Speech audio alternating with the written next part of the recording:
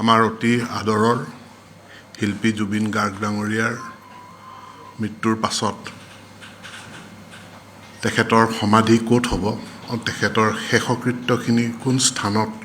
কৰা হ'ব এইখিনিক লৈ আমি পৰিয়ালৰ লগত যোগাযোগ ৰক্ষা কৰি আছিলোঁ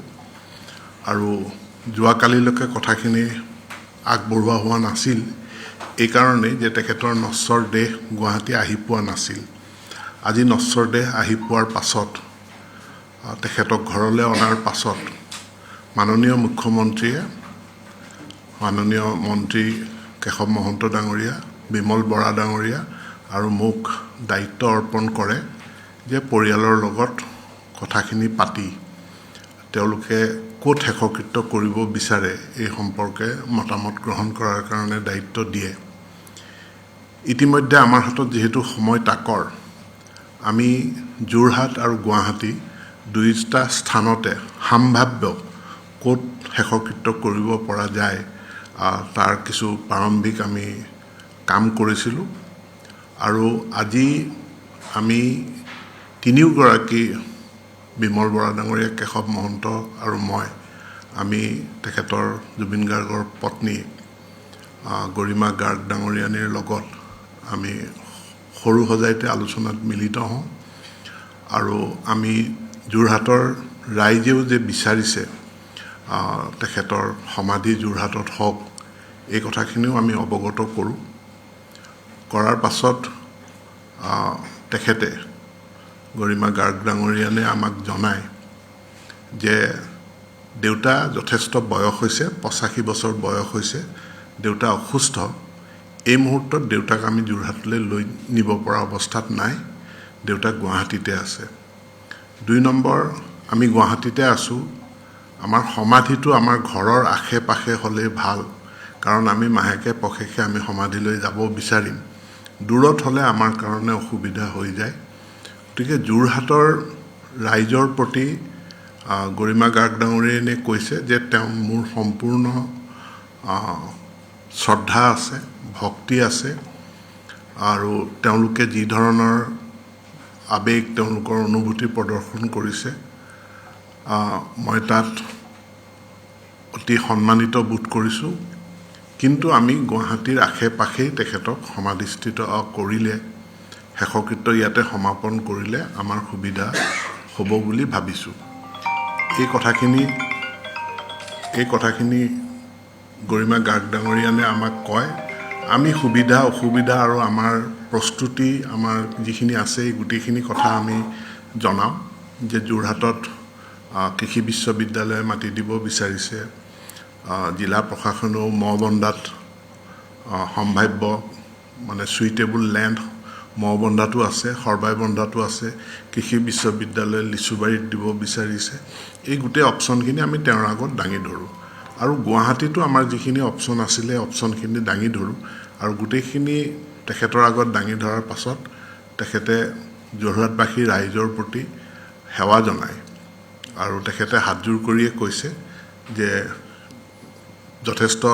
ছিংগাপুৰৰ পৰা আহি পাওঁতে পলমো হৈছে গতিকে আমি গুৱাহাটীৰ আশে পাশে আমাক সমাধিস্থ কৰাৰ কাৰণে তেখেতৰ শেষকৃত্য কৰিব লাগে এই কথাখিনি তেওঁ মত প্ৰকাশ কৰিছে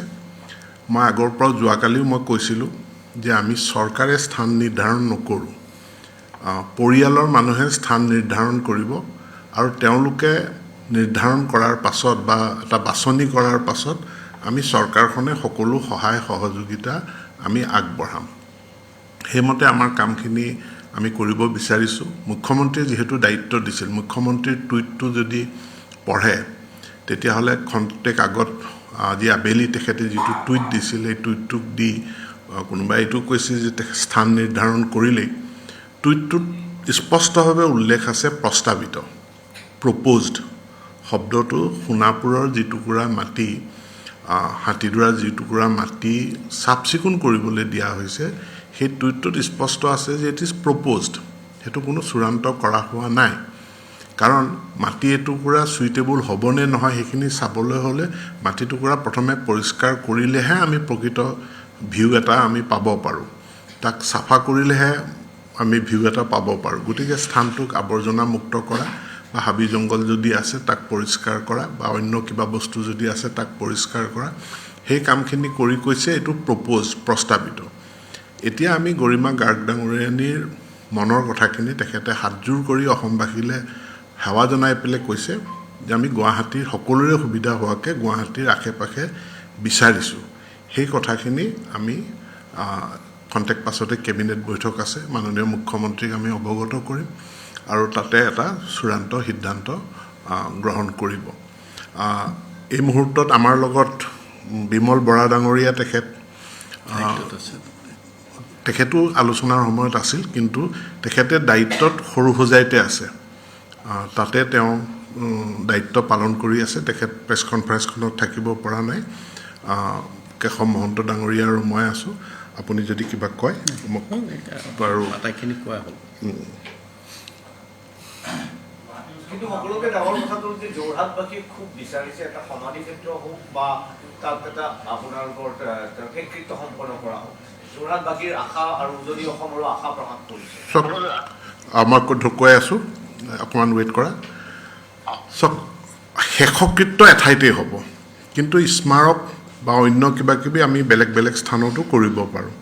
কিন্তু এটা পাৰ্থিৱ শৰীৰ নশ্বৰ দেহ আমি এঠাইতে আমি শেষকৃত্য কৰিম আৰু সেইটো পৰিয়ালে যি বিচাৰিছে পৰিয়ালৰ সিদ্ধান্ত বা তেওঁলোকৰ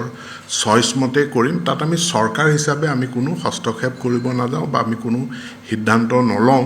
কিন্তু আমি আমাৰ পূৰ্ণ সহায় সহযোগিতা আমাৰ যিমানখিনি কৰিব লগা আছে গোটেইখিনি কৰিম এইটোহে আমি জনাইছোঁ আৰু যিহেতু তেখেতৰ পত্নী তেখেতৰ ভগ্নী মানে পামী গাৰ্গ ডাঙৰীয়া বৰঠাকুৰ ডাঙৰীয়ানীৰ লগতো মই নিজে আলোচনা কৰিছোঁ তেখেতৰ পিতৃৰ লগতো মই সাক্ষাৎ কৰিছোঁ আৰু তেখেতৰ খুৰাক মনোজ বৰঠাকুৰ তেখেতৰ লগতো মই নিজে আলোচনা কৰিছোঁ আৰু আটাইকেইজনৰ মতামতটো হ'ল যে গুৱাহাটীৰ আশে পাশে সেইকাৰণে আৰু এই কথাখিনি যেতিয়া আজি মই গোটেই কথাখিনি মই যোৰহাটৰ ৰাইজৰ আশা আকাংক্ষাৰ কথাখিনি যেতিয়া মই গৰিমা গাৰ্গ ডাঙৰীয়ানীক জনাইছোঁ তেখেতে হাতজোৰ কৰি কৈছে মই তেখেতসকললৈ যোৰহাটবাসী ৰাইজলৈ মোৰ সেৱা জনাইছোঁ মোৰ শ্ৰদ্ধা জ্ঞাপন কৰিছোঁ কিন্তু আমি গুৱাহাটীৰ আশে পাশে বিচাৰিছোঁ দেউতাক এই মুহূৰ্তত আমি যোৰহাটলৈ লৈ যাব পৰা অৱস্থা নাই দেউতা অত্যন্ত অসুস্থ আৰু দেউতাৰ বয়স হৈছে আমি দেউতাক লৈ যাব নোৱাৰোঁ আৰু দেউতাক নোযোৱাকৈ আমি কেনেকৈনো শেষকৃত্যটো আমি কৰিম এই কথাখিনি গৰিমা গাৰ্গ ডাঙৰীয়ানীয়ে কৈছে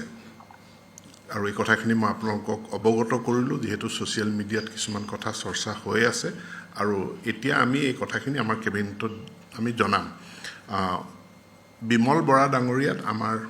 লগত আলোচনাত গৈছিল তেখেত এতিয়াও সৰু হোজাইত আছে আৰু গৰিমা গাৰ্গ ডাঙৰীয়ানীৰ কাষত আছে তেওঁৰ লগত কনষ্টেণ্ট টাচত আছে গতিকে তেখেতকো মই দুআষাৰ ইয়াৰ ক'বৰ কাৰণে অনুৰোধ জনাইছোঁ বিমল তোমাৰ কিবা ক'ব লগা আছে যদি আমি যিখিনি আলোচনা সাংবাদিক বন্ধুলৈ মই নমস্কাৰ জনাইছোঁ আমি আজি আমাৰ অতি আপোন মৰমৰ শিল্পী জুবিন গাৰ্গদেৱৰ নশ্বৰ দেহ সকলোৱে অশ্ৰুসিক্ত নয়নেৰে আমি আদৰি আনি তেওঁৰ মাতৃভূমি পোৱালোহি তেওঁ গৃহও পালেহি আৰু এতিয়া ৰাইজৰ দৰ্শনৰ কাৰণে সৰু হোজাইত ৰখা হৈছে অজস্ৰ গুণমুগ্ধ লক্ষ লক্ষজনৰ অশ্ৰুসিক্ত বেদনাহিত মনে সকলোকে দুখী কৰি তুলিছে কিন্তু তথাপিও শেষবাৰৰ কাৰণে নিজৰ আপোন শিল্পীজনক চাবৰ কাৰণে সকলোৱে ঢাপলি মেলি আহিছে আমি শ্ৰদ্ধাঞ্জলি অনুষ্ঠান আৰম্ভ কৰোঁতেই প্ৰচণ্ড বৰষুণ বজ্ৰপাত তাৰ মাজতো জুবিন গাৰ্গৰ অনুৰাগীসকলে শেষ শ্ৰদ্ধা যেন সকলোৱে কৰিয়ে যাব গতিকে এনে এজন শিল্পীক আমি হেৰুৱাই নিয়মবান হৈছোঁ আৰু নিশ্চিতভাৱে ইতিমধ্যে ৰণোজ পেগু ডাঙৰীয়াই আজি আমি তিনিজন কেবিনেট সতীৰ্থক মাননীয় মুখ্যমন্ত্ৰী ডাঙৰীয়াই যিটো দায়িত্ব দিছিলে জুবিন গাৰ্গদেৱৰ অন্তিম সৎকাৰস্থলী অনুষ্ঠানত হ'ব মুখ্যমন্ত্ৰী ডাঙৰীয়াই ইতিমধ্যে কৈছিলেই যে ৰাইজ আৰু পৰিয়ালৰ ওপৰত ভিত্তি কৰি গোটেইখিনি আগবাঢ়িম আৰু সেই হেতু আমি পৰৱৰ্তী সময়ত বিভিন্ন দল সংগঠন সাহিত্য সভা অসম অসম ছাত্ৰ সন্থা ইত্যাদিসকলৰ লগত আমি কথা আলোচনাত বহিলো আৰু অন্তিম পৰ্যায়ত গোটেই বিষয়খিনি যেতিয়া পৰিয়ালৰ ওচৰত আমি আগবঢ়ালো পেগু ডাঙৰীয়া যোৱা কালিও তেওঁলোকৰ গৃহলৈ গৈছিলে আৰু আজিও আমাৰ সৰু সজাই 3জন মন্ত্ৰীসভাৰ সতীৰ্থই জুবিন গাৰ্গ ডাঙৰীয়াৰ পৰিবাৰৰ লগত আমি আলোচনাত মিলিত হলো আৰু তেওঁ গুৱাহাটীতেই শেষ সৎকাৰ কৰাৰ কথা আমাক অৱগত কৰিছে আৰু এই গোটেই বিষয়টো আমি এতিয়া এই মিনিটত উত্থাপন কৰিম গতিকে মই যিহেতু তাতে নাই গতিকে মই ভাৰ্চুৱেলি আপোনালোকৰ লগত অডিঅ' জৰিয়তে আপোনালোকৰ লগত সংযোগ স্থাপন কৰিলোঁ হ'ব থেংক ইউ গতিকে এই কথাখিনিকে আমি এতিয়া কেবিনেটত জনাম মাননীয় মুখ্যমন্ত্ৰীক জনাম ক্লিয়াৰ হৈ ল'ব খুজিছোঁ যে খুব জল্পনা কল্পনা আছিলে ক'ত হ'ব এতিয়া আপোনালোকৰ কথাৰ পৰা যিখিনি গম পোৱা গ'ল যে গুৱাহাটীতে হ'ব আৰু কেবিনেটটো কেৱল আনুষ্ঠানিকতা গুৱাহাটীটোৱে হ'ব সোণাপুৰ ঠিক নহয় আমি যিটো জেগা চাইছোঁ টেপেচিয়া কি কয় এইটো কমাৰকুচি হয় কমাৰকুচি হাতীমূৰা দিচাং ৰিচৰ্টখন পাৰ হৈ 100 মিটাৰমান গৈয়ে নেশ্যনেল হাইৱেৰ একদম ফাৰ্ষ্ট প্লট তাতে 10 বিঘা মাটি অসম চৰকাৰে একুইজিশ্যন কৰিছে তাত নাৰ্চাৰী এখন আছিলে নাৰ্চাৰীখন স্থানান্তৰিত কৰা হৈছে আৰু এটা অংশ মাটি অসম চৰকাৰে একুইজিশ্যন কৰিছে একুইজিশ্যন নটিচ ইতিমধ্যে ইছ্যু কৰিছে যাতে গোটেই বস্তুটো ৰেডি হৈ থাকে আৰু সেইটো ফাৰ্ষ্ট প্লট হয় 10 বিঘা মাটি আৰু মানে পিছফাললৈ পাহাৰ আছে তো আমি কথাখিনি ইয়াৰো ডিটেইলছ ৰিপৰ্ট তাৰ ফটোগ্ৰাফি ভিডিঅ'গ্ৰাফি আমি কেবিনেটত দাখিল কৰিম থেংক ইউ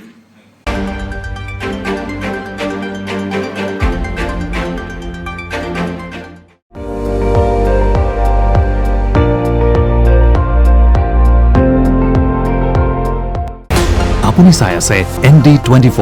সৰ্বশ্ৰেষ্ঠ নহয় সৰ্বোত্তমৰ দৌৰত